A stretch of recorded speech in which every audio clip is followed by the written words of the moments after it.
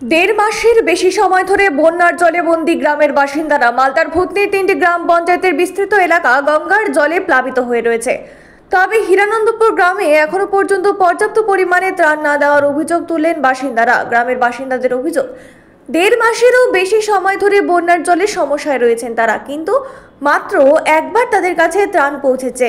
গ্রামের বাসিন্দারা একটি করে ট্রিপল পেয়েছে, তারপর প্রশাসনের পক্ষ থেকে কোনো খোঁজ খবর নেওয়া হয়নি। ত্রাণ না পেয়ে প্রশাসনের বিরুদ্ধে ক্ষোভ প্রকাশ করেছেন গ্রামের বাসিন্দারা, কিন্তু এখনো পর্যন্ত তাদের কাছে পর্যাপ্ত পরিমাণে ত্রাণ পৌঁছে দেওয়া হয়নি। চরম সমস্যার মধ্যে রয়েছে গ্রামের বাসিন্দারা।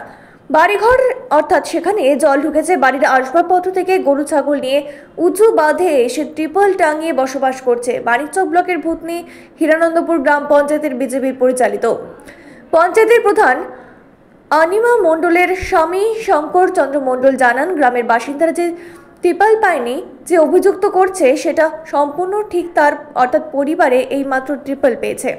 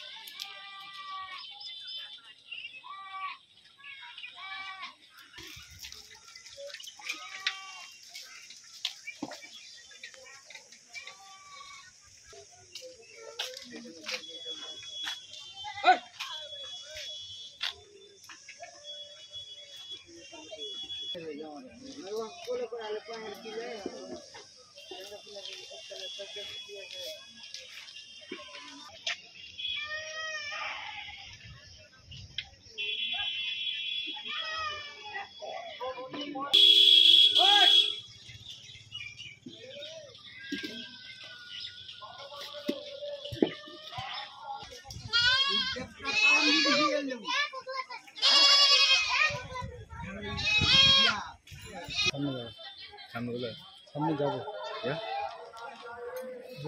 মণ্ডপে। কতটা জল আছে? হ্যাঁ, কতটা জল আছে? বেশি তো না।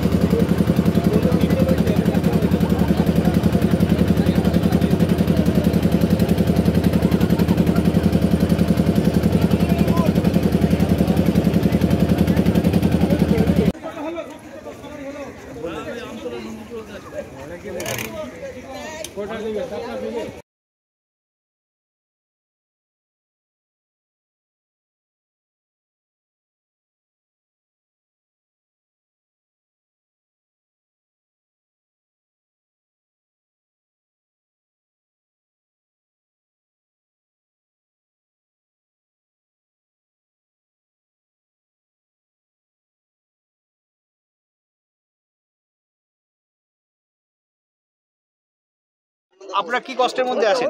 আমরা তো অনেক কষ্টের মধ্যে আছি, মানে পুরো জল হয়ে গেছে, বন্যা হয়ে গেছে বাড়ি ঘরে, এটা হিরানন্দপুর অঞ্চলে মানে কোনো সাহায্য নাই, শুধু একটা তিরপাল পেয়েছি। আর খাওয়া দাওয়া কিছুই না। কদিন ধরে আছেন জলে এরকম? এই তো মানে এটা তো মানে 1.5 মাসের মতো হয়ে গেল। এই হ্যাঁ 1.5 মাসই ধরছি, কিছু উপকার পাইনি, শুধু একটা তিরপাল ছাড়া আর কিছুই পাই। কিছু না, কিছুই আসেনি, কিছুই না। না আপনার কেউ এসেছিল? না, এখানে কেউ আসেনি।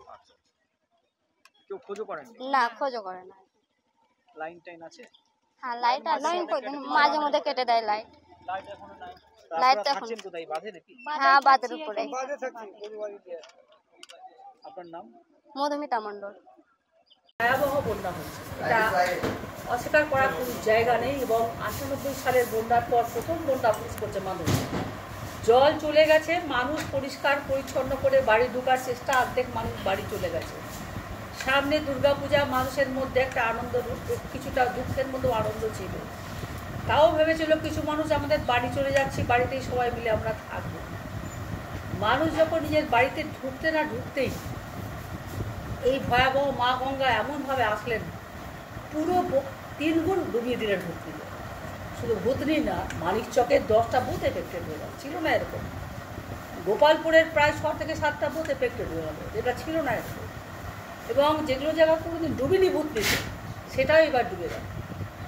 প্রথমবারে যেভাবে সরকারের পক্ষ থেকে রিলিফ করেছিলেন, মানুষকে পাশে দাঁড়িয়ে কোনো অসুবিধা হয়নি। এবারও প্রস্তুতি নিতে একটু অসুবিধা হলো। ইদানিংকালে আজকের মধ্যে সব ঠিকঠাক হয়ে গেছে, জিনিসপত্র মানুষের কাছে পৌঁছাবার জন্য সমস্ত রকম ব্যবস্থা আছে।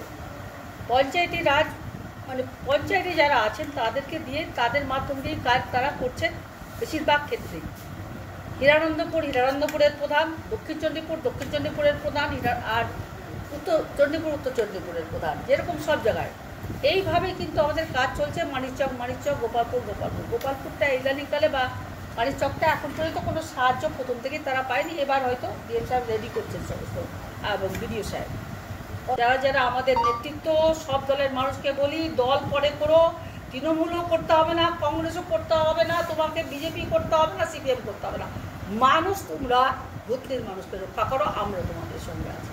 আমরা সবসময় আপনাদের পাশে আছি, থাকবো।